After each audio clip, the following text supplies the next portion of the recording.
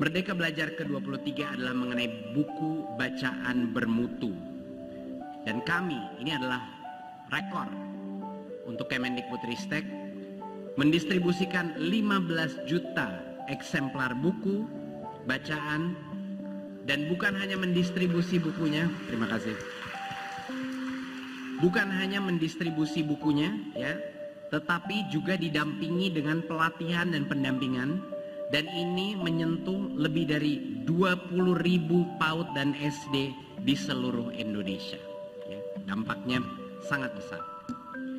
Bapak Ibu, saya sangat sedih selalu harus mengingatkan mengenai hasil asesmen nasional kita.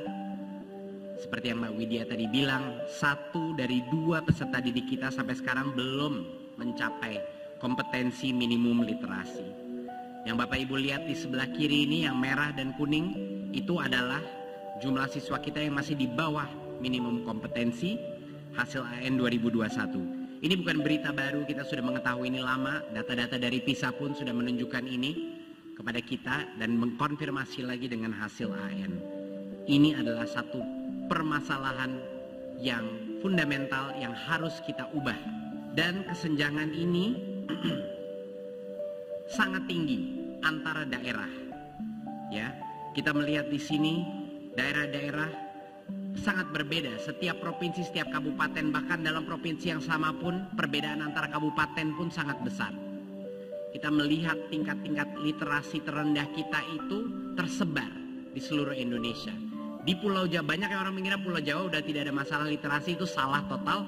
Pulau Jawa pun kita mengalami berbagai macam isu atau krisis literasi di dalam Pulau Jawa pun.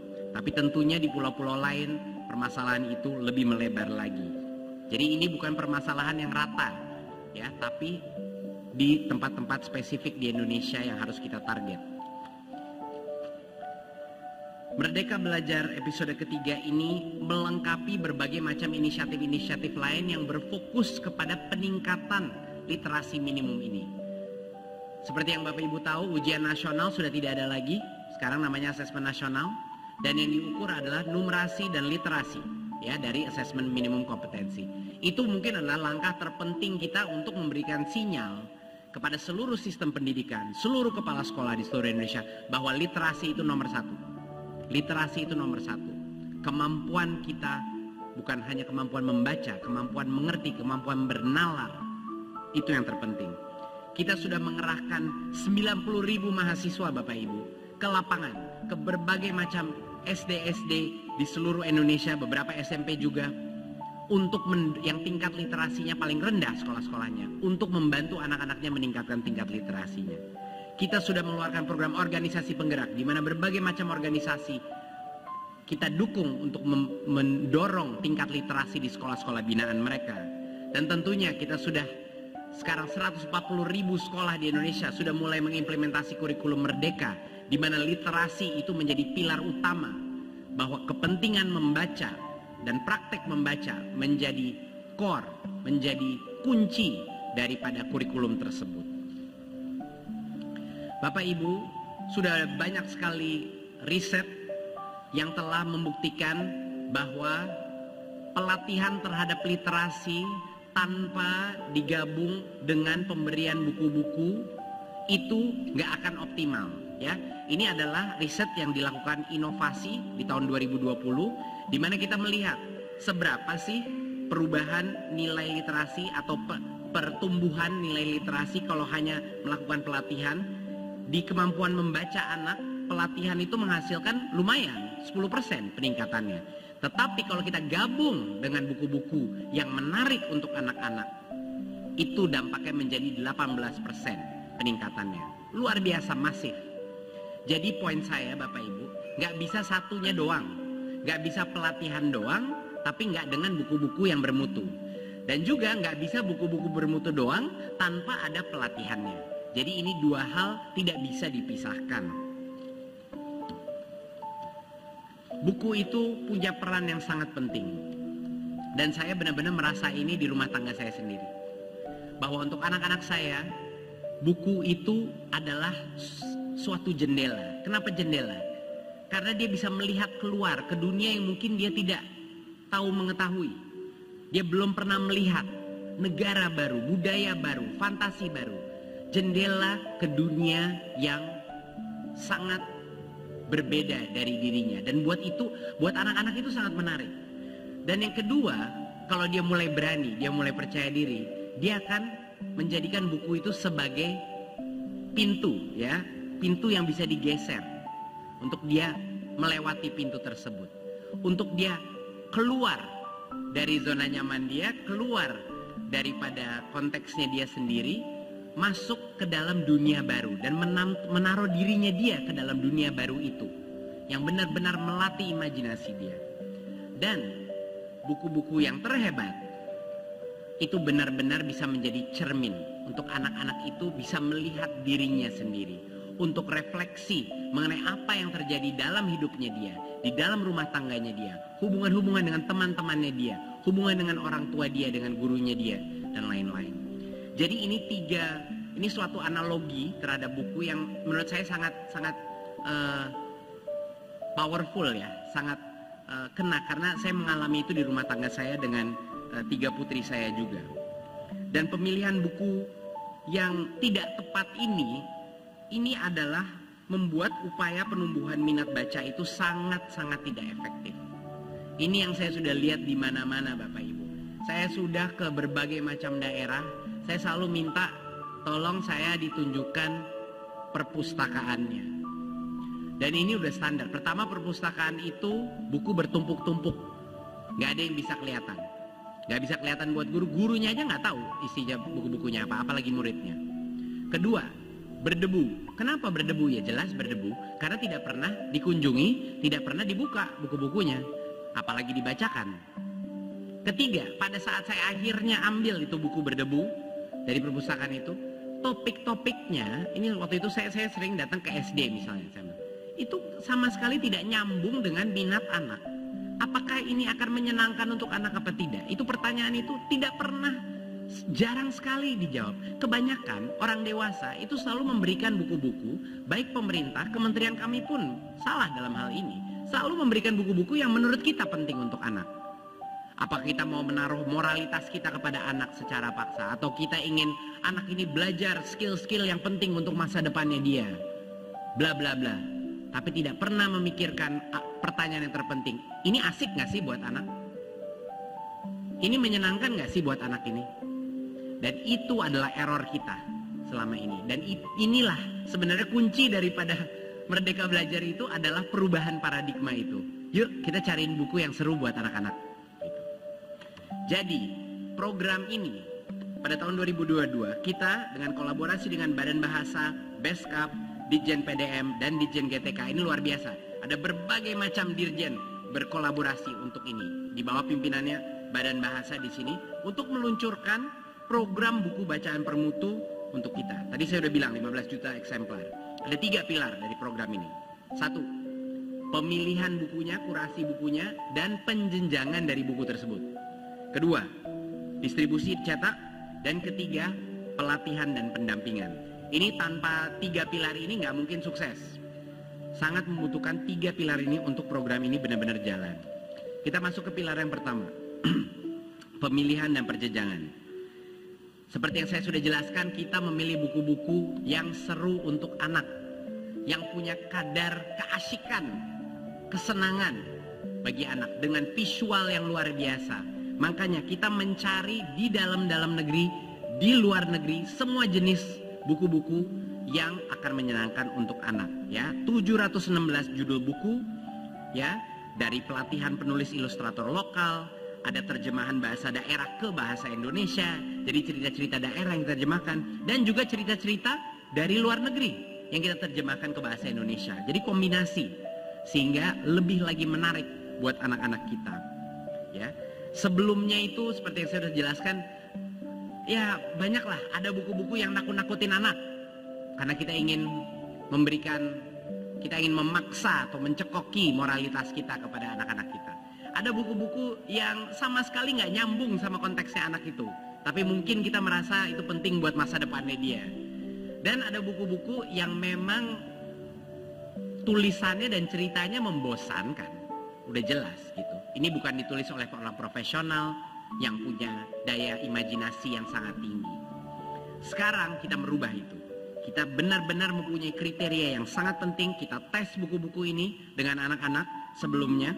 Dan kita pastikan bahwa tersedia buku bacaan bermutu di dalam perpustakaan atau pojok baca sekolah.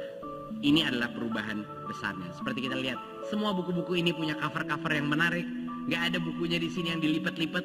Mereka dipajang sesuai minat anak-anak agar mereka tertarik.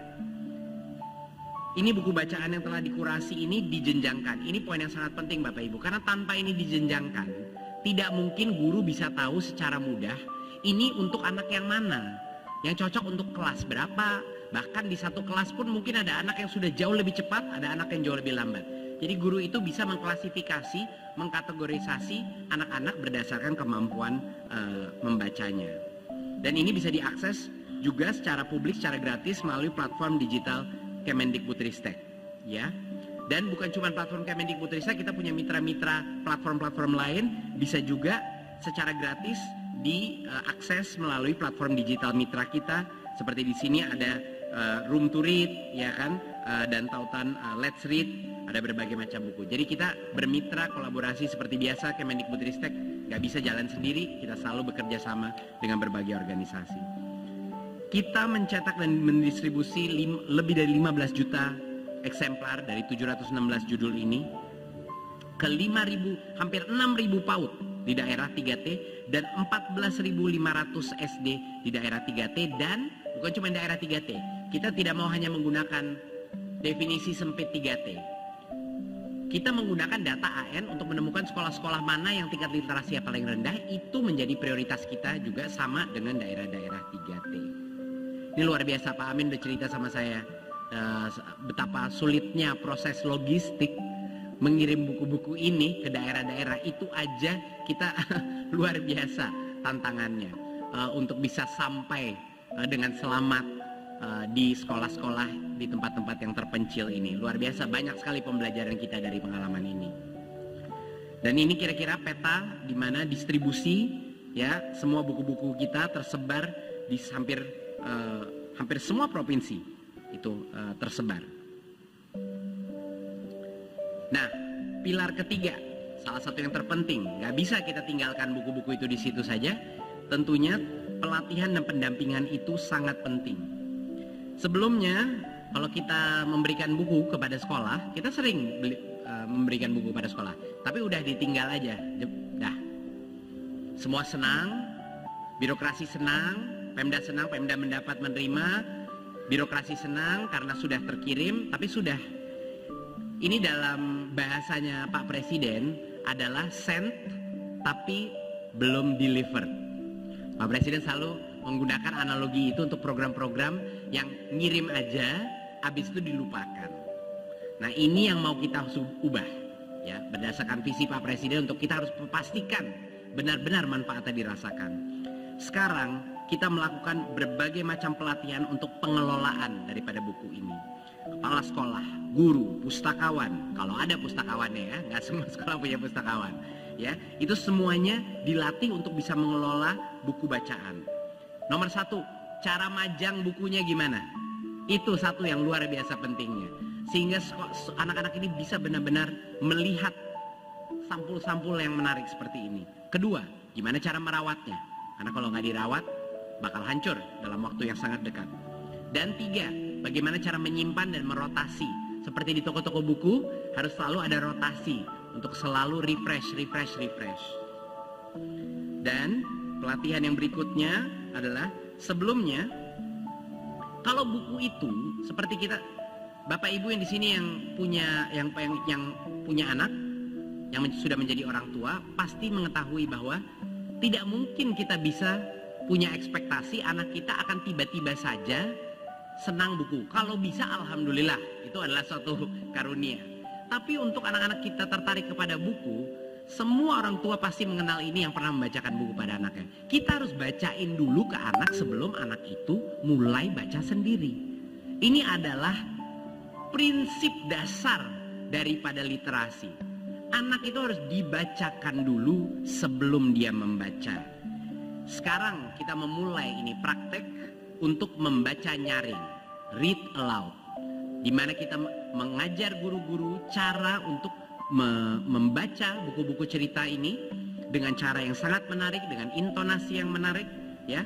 Lalu belajar bagaimana cara membaca bersama-sama, rame-rame membaca bersama. Dan jangan lupa, buku-buku ini bukan hanya untuk disimpan di sekolah. Buku-buku ini boleh dipinjamkan. Boleh dipinjamkan kepada anak-anak untuk dibawa pulang, asal dikembalikan tentunya, ya. Jadi jangan lupa, perpustakaan itu perpustakaan. Kita suka lupa, perpustakaan bukan tempat nyimpan buku. Perpustakaan adalah tempat untuk meminjam buku juga. Jadi anak itu bisa membawa pulang buku-buku tersebut dan menggunakan buku itu untuk kegiatan-kegiatan lain, ekstrakurikuler maupun kurikuler. Pelatihan ini dilakukan secara masif di setiap jenjang, ya, dari tingkat nasional, di tingkat regional, kabupaten dan sekolah. Banyak sekali partisipan dalam program ini yang kita lakukan pelatihan pada saat kita mengirim bukunya, ya. Jadi benar-benar ini adalah salah satu program pelatihan skala yang terbesar yang telah kita lakukan. Dan materi-materi pelatihan ini juga dapat diakses secara mandiri. Kita memberikan semua pelatihan ini secara gratis melalui aplikasi terbesar kita yang sudah digunakan 2 juta guru. Namanya aplikasi Platform Merdeka Mengajar, PMM. Di sini akan ada berbagai macam pelatihan yang bisa diakses semua guru. Mau itu guru yang menerima buku maupun guru yang tidak menerima buku. Ya, semuanya bisa dilatih di sini. Kita melihat dari tadi video dan berbagai macam cerita-cerita yang saya dengar dari lapangan, sudah ada banyak sekali praktik-praktik baik pemanfaatan buku-buku seperti ini di lapangan. Salah satunya adalah anak-anak SD di Rote, ya, SD Tevila Rotendao, yang memanfaatkan buku untuk kegiatan membaca mandiri. Ini saya dengar ceritanya, anak-anak di Rote ini belum pernah melihat buku-buku dengan sampul-sampul yang begitu menarik. Ini salah satu contoh yang menarik di mana gurunya belum sempat membacakan. Anak-anak udah keburuan rebut-rebutan buat buku ini. Ya, itu satu indikasi aja bagi banyak kita punya asumsi bahwa sebenarnya anak-anak di daerah itu tidak punya minat untuk membaca. Tapi ternyata di berbagai macam daerah asumsi itu salah, Bapak Ibu. Mereka sebenarnya punya minat membaca, cuman belum pernah diberikan buku yang menarik. Ya, jadi itu yang harus kita benar-benar dalami lagi. Atau SDN 7 Kesiman dan Pasar yang sudah lebih canggih, mereka menggunakan proyektor. Jadinya karena mereka tidak punya buku-buku raksasa untuk dibaca, mereka gunain proyektor aja. Yang sekarang sudah didistribusi oleh Kemdikbudristek melalui program digitalisasi sekolah. Kita distribusi laptop, kita distribusi proyektor dan lain-lain. Dan mereka menggunakan platform digital untuk menggantikan big book ini. Karena buku-buku ini semua bisa diakses secara digital juga. Atau SDK Kalam Kudus di Merauke yang memanfaatkan rak yang ada untuk memajang buku-buku sesuai jenjang baca. Jelas buat anak yang kelas mana mereka bisa tahu harus memilihnya di mana. Dan ada banyak juga organisasi-organisasi yang bisa menjadi contoh untuk berbagai macam aktivitas. Satu contohnya adalah Dharma Wanita Persatuan DWP yang saat ini berencana melakukan kampanye gerakan keluarga cerdas membaca dan kampanye gemar membaca dalam rangka peningkatan minat baca dan juga penyediaan taman baca di berbagai macam lokasi. Jadi ini adalah suatu hal yang kami harapkan lebih banyak lagi organisasi seperti Dharma Wanita Persatuan bisa gotong royong untuk mendorong gerakan literasi ini. Dari awal saya selalu bilang, gak ada satupun program Merdeka Belajar yang akan sukses kalau terus jadi kebijakan doang. Kalau hanya kebijakan, harus menjadi gerakan. Dan kalau mau menjadi gerakan, itu butuh partisipasi masyarakat untuk terus mendorong.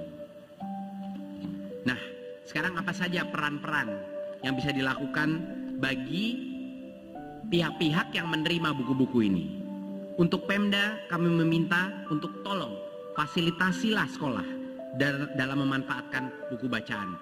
Dukung mereka, dorong dan dukung selalu.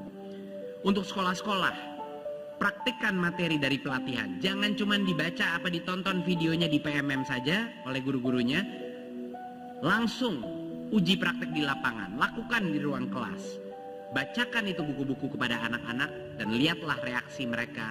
Tanya anak-anak bagaimana mereka menyukainya, apa buku yang mereka sukai, karena apa, dan lain-lain. Dan pastikan ritual membaca setiap hari di dalam ruang kelas. Dan imbaskan informasi tersebut kepada sekolah-sekolah di sekitarnya yang mungkin tidak menerima bukunya. Dan untuk orang tua dan komunitas, tolong dampingilah anak-anak membaca. Bacakan buku bacaan itu untuk anak-anak. Doronglah mereka untuk meminjam buku-buku tersebut, bawa di rumah, bacakan di rumah. Dan tolong sediakan lingkungan membaca yang ramah anak. Di dalam masing-masing komunitas, di dalam rumah tangga, adalah buku selalu ada di situ untuk anak-anak. Di rumah saya ada buku di setiap ruangan. Bahkan di kamar mandi ada buku. Semua buku anak saya. Jadi anak saya itu tidak bisa menghindari buku dimanapun. Saya sebarkan di mana-mana. Di ruang tidur saya ada buku, di ruang TV ada buku, ruang makan pun ada buku. Ya, ini satu hal yang kami harapkan menjadi budaya baru di Indonesia. Buku di mana-mana, gitu. Dan untuk pihak-pihak yang tidak menerima buku ini, tentunya mayoritas sekolah tidak menerima. Kita tidak mungkin bisa mengirim ini kepada seluruh sekolah. Kita benar-benar memfokuskan sekolah yang tingkat literasi paling rendah. Tapi tolong, Pemda-Pemda sekarang mulai sosialisasikan buku bacaan. Gunakanlah anggaran untuk membeli buku-buku sendiri. Kami punya daftar banyak sekali, kita bisa membantu. Siapkan anggarannya. Kedua, untuk sekolah, akses modul pelatihan literasi di PMM, di aplikasi kita. Manfaatkan platform-platform digital, mitra-mitra kita maupun platform Kemendikbudristek untuk mendownload berbagai macam buku dalam berbagai format. Kembangkanlah koleksi buku dan ketahuilah bahwa membeli buku-buku cerita itu 100% boleh di dana BOS dan 100% penting untuk literasi, yaitu tujuan utamanya sekolah tersebut.